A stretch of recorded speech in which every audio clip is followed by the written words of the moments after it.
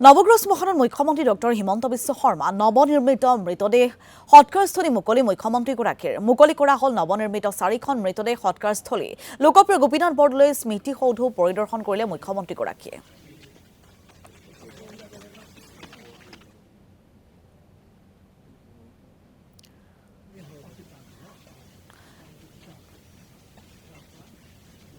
ইফালে গুৱাহাটীৰ বৰাগাঁৱৰ নতুন বস্তিৰ কৃষ্ণ নামঘৰত মুখ্যমন্ত্ৰী ডক্টৰ হিমন্ত বিশ্ব শৰ্মা ৰাজহুৱা সভাত অংশ লৈ ৰাইজৰ সৈতে মত বিনিময় কৰে মুখ্যমন্ত্ৰীগৰাকীয়ে।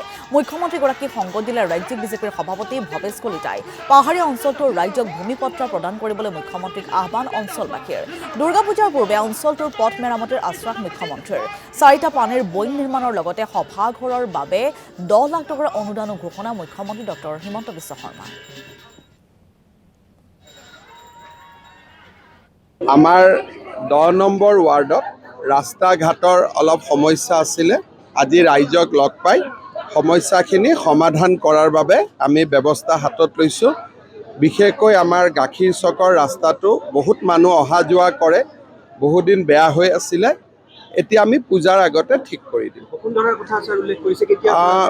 2 অক্টোবৰৰ পৰা মিছন বসুন্ধৰা আৰম্ভ হ'ব।